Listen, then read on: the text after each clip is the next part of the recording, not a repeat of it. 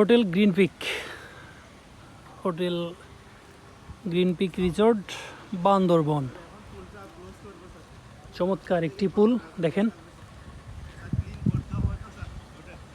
আর এই সামনেই হচ্ছে দেখেন, একদম পুলের কিনারাই কিন্তু পাহাড়ের খাদ দেখতে পাচ্ছেন।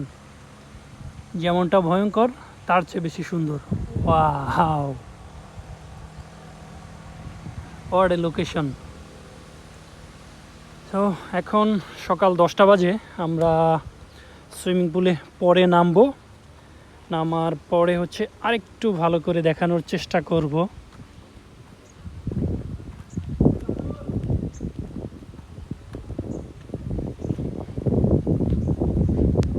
মাশাআল্লাহ।